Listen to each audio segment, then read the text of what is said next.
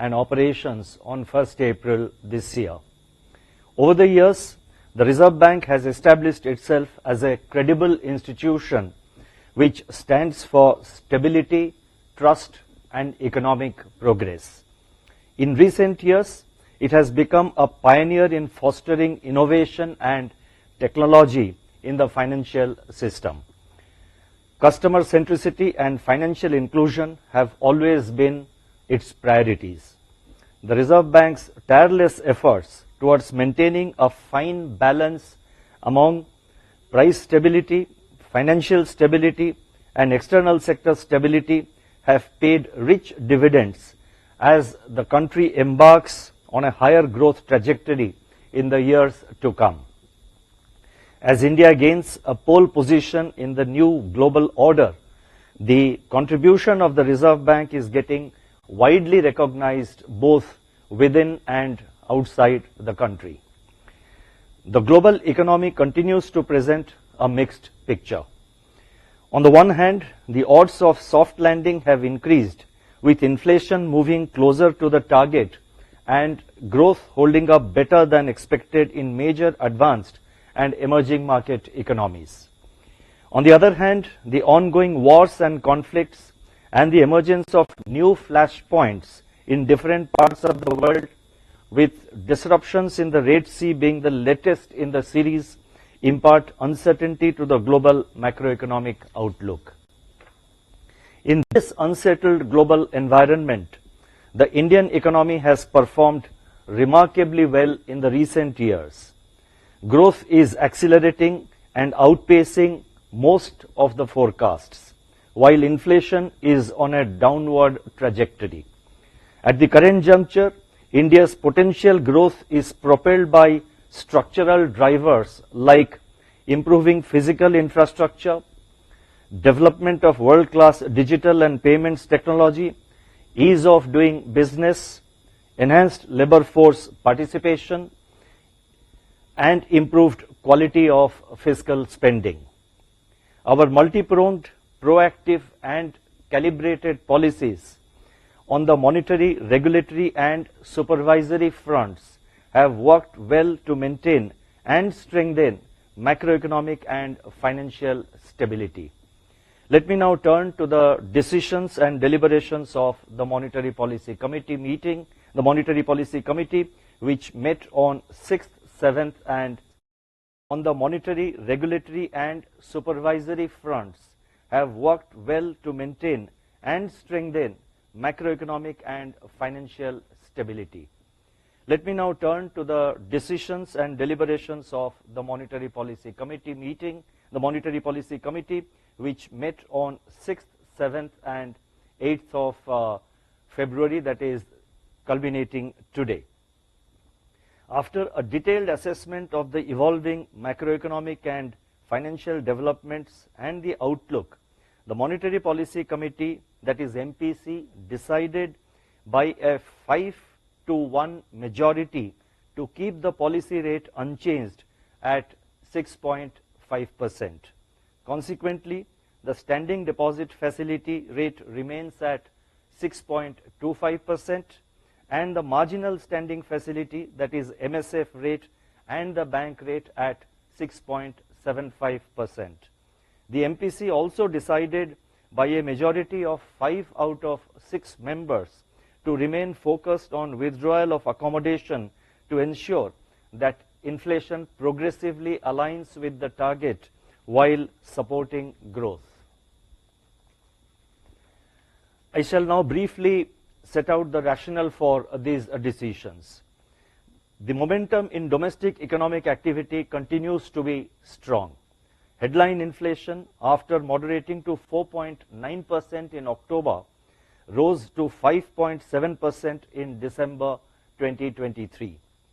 This was primarily due to food inflation, mostly vegetables. The softening in core inflation, that is CPI inflation excluding food and fuel, continued across both goods and services, reflecting the cumulative impact of monetary policy actions as well as the significant softening in commodity prices. The uncertainties in food prices, however, continue to impinge on the trajectory of headline inflation. Taking into account this growth inflation dynamics and the fact that transmission of the cumulative 250 basis points policy rate hike is still underway, the MPC decided to keep the policy repo rate unchanged at 6.5%. The MPC will carefully monitor any signs of generalization of food price pressures which can fritter away the gains in easing of core inflation. Monetary policy must continue to be actively disinflationary to align inflation to the target of 4% on a durable basis. The MPC will remain resolute in this commitment. The MPC also decided to remain focused on withdrawal of accommodation to ensure fuller transmission and anchoring of inflation expectations. I now propose to provide an assessment of growth and inflation. Let me take up first global growth. Global growth is expected to remain steady in 2024 with heterogeneity across regions. Though global trade momentum remains weak, it is exhibiting signs of recovery and is likely to grow faster in 2024. I would like to mention that I am making several statements, and the supporting data for all the statements that I am making, all the sentences that I am reading out, the supporting data is provided in the footnotes. So therefore, those of you who are interested can refer to the footnotes for the backup data in support of whatever statements I am making here. So let me just restart so that there is continuity. Global growth is expected to remain steady in 2024 with heterogeneity across regions.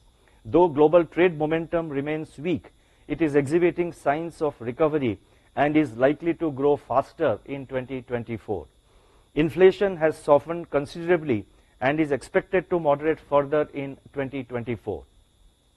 Financial markets are volatile as market participants adjust their expectations on the timing and pace of rate cuts by major central banks, who in any case remain cautious against premature easing in their fight against inflation.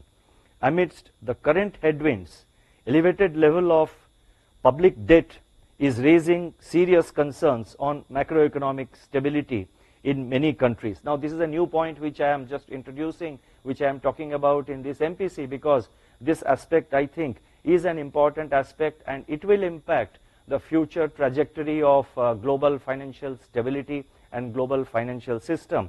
So therefore, this point I thought I must mention here as a part of the monetary policy statement. Now, amidst the current headwinds, elevated levels of public debt is raising serious concerns on macroeconomic stability in many countries, including some of the advanced economies. Global public debt to GDP ratio is projected to reach 100% by the end of this decade. The public debt levels in advanced economies, in fact, are much higher than those in the emerging market economies. The challenges of debt sustainability in an environment of high interest rates and low growth at the global level can become new sources of stress. Reducing debt burdens is necessary to create fiscal space for new investments in priority areas, including green transition. Now, in this context, so far as India is concerned, going by the budget which has now been presented, I think government is adhering to a path of fiscal consolidation, and as per the projections made by the International Monetary Fund also, India's that is general government, the debt of both central and state governments are expected to moderate in the years to come. This is just a point of information to put things in the context. Domestic growth. Domestic economic activity remains strong. The first advance estimates placed the real gross domestic product, that is real GDP growth, at 7.3% for 2023-24, that is for the current year, making this the third successive year of growth of above 7%. Going forward, the momentum of economic activity witnessed during the current year, that is 23-24, is expected to continue in the next financial year also, that is in 24-25. Agricultural activity is holding up well despite lower inflation, lower reservoir levels and delayed sowing. Rabi sowing has surpassed last year's level as well as the normal acreage. The allied sector is also expected to provide major support to agriculture with continued momentum in horticulture and fisheries. Industrial activity is gaining steam on the back of improving performance of manufacturing. The early results of corporates in the manufacturing sector remain upbeat, driven by higher profit margins. The Purchasing Managers Index, that is PMI for manufacturing, is displaying expansion along with strengthening of future activity index. Services sector activity is expected to remain resilient on the back of strong domestic demand and stable global prospects. The PMI services increased significantly in January, that is January this year, suggesting continuing strong expansion. The buoyant demand for residential housing coupled with increased thrust on government capex is expected to propel construction activity. On the demand side, improving employment conditions and moderating inflation together with a rebound in agricultural activity should push up household consumption. Rural demand continues to gather pace.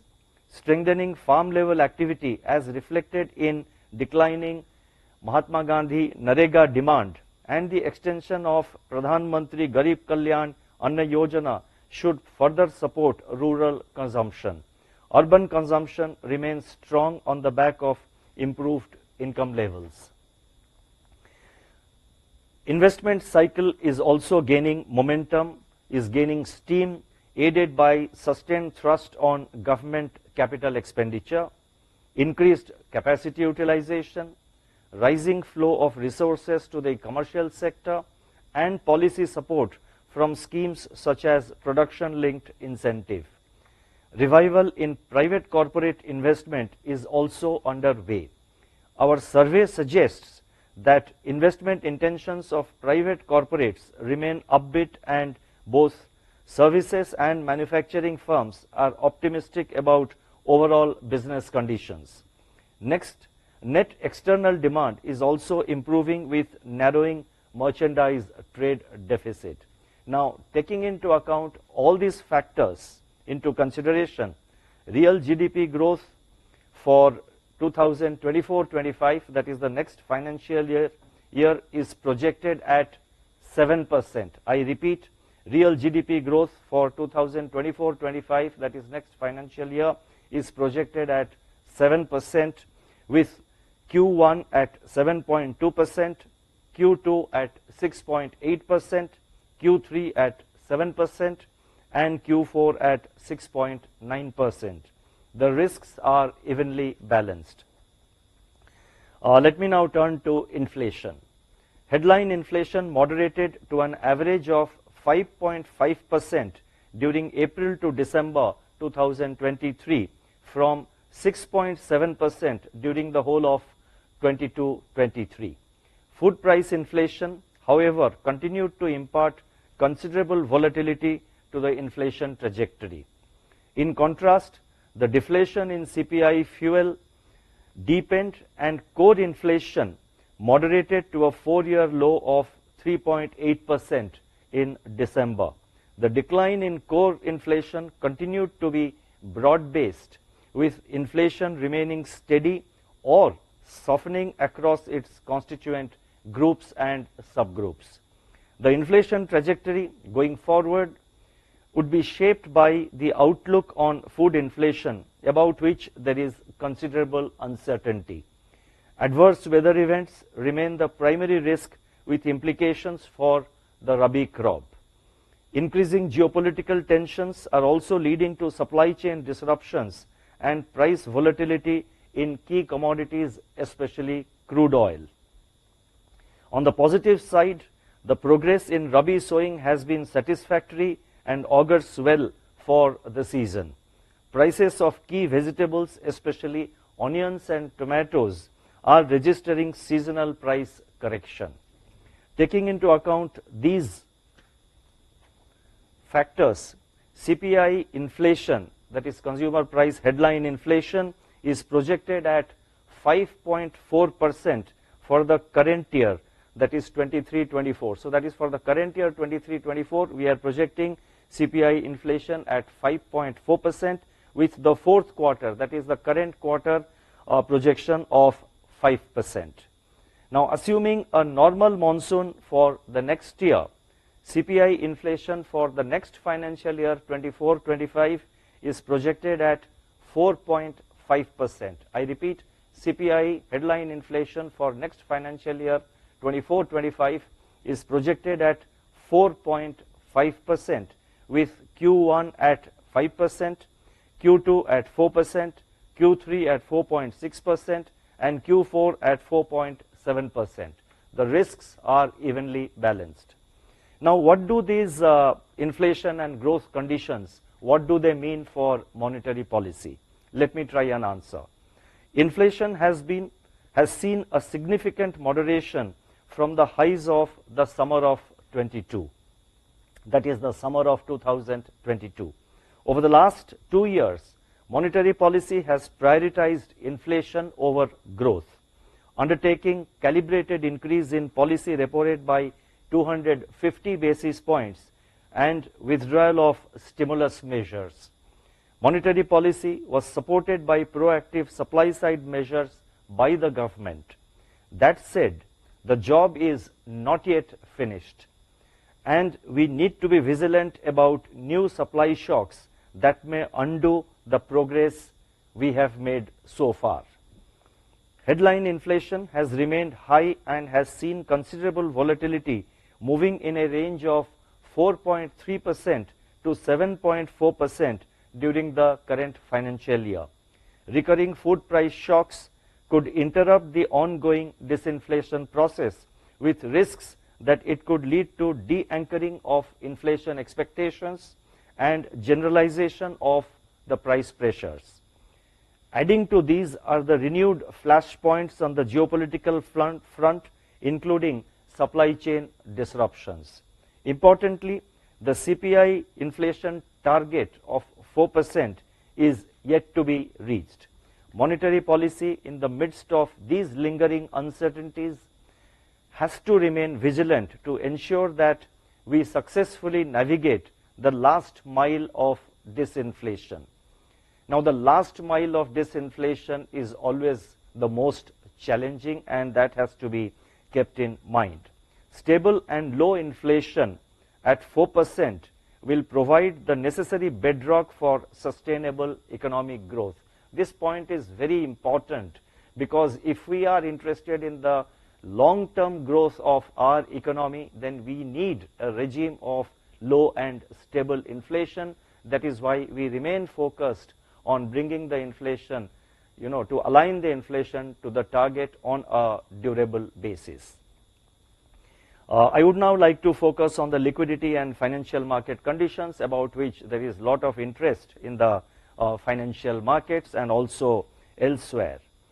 After remaining in surplus during April-August 2023, system level liquidity turned into deficit from September after a gap of 4.5 years.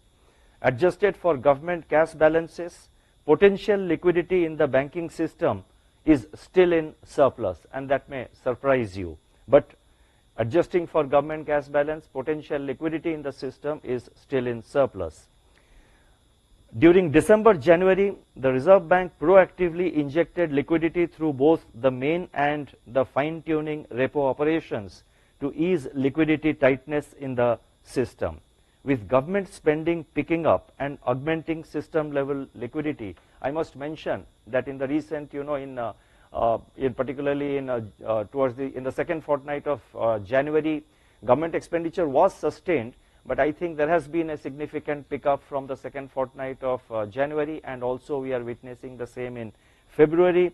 And so with government spending picking up and augmenting system level liquidity, the Reserve Bank undertook 6 fine-tuning variable rate reverse repo auctions, that is VRRR auctions, during February 2 to February 7, 2024 to absorb surplus liquidity. Financial market segments have adjusted to the evolving liquidity conditions in varying degrees. While the short-term rates have fluctuated, long-term rates have remained relatively stable, reflecting better anchoring of inflation expectations as indicated in the softening of term spread in the government securities market. In the credit market, however, monetary transmission remains incomplete. Let me reiterate, and this is very important, let me reiterate that our policy stance is in terms of interest rate, which is the principal tool of monetary policy in the current framework. Our stance of withdrawal of accommodation should be seen in the context of incomplete transmission and inflation ruling above the target of 4%, and our efforts to bring it back to the target on a durable basis. So far as liquidity conditions are concerned, these are being driven by exogenous factors which are likely to correct in the foreseeable future, aided by our market operations. On our part, the Reserve Bank remains nimble and flexible in its liquidity management through two-way main and fine-tuning operations in both repo and reverse repo. So you would have noticed we have done two-way, market interventions, both repo and now reverse repo. And we have been very nimble even during one particular day, like yesterday and day before. On a single day, we conducted 2 VRRR auctions on a single day. That was seen yesterday and day before, and that goes to show that we are nimble and swift in our response to the evolving liquidity conditions. Now, I would like to emphatically state here that we will deploy an appropriate mix of instruments to modulate both frictional and durable liquidity so as to ensure that money market interest rates evolve in an orderly manner and financial stability is maintained. The reversal of liquidity facilities under both SDF and MSF, even during weekends, which we announced in the last, that is in December policy statement, has actually facilitated better funds management by the banks. As of February 7, 2024, the Indian rupee has remained stable compared to both its emerging market peers and even a few advanced economies. In terms of coefficient of variation, the Indian rupee exhibited the lowest volatility in 2023-24 as per the data available between April to January of the current financial year. Now this I am saying compared to the corresponding period in the previous 3 years. Let me reiterate that the exchange rate of the Indian rupee is market determined. Its relative stability in the recent period, despite a stronger US dollar and elevated US Treasury yields, reflects the strength and stability of the Indian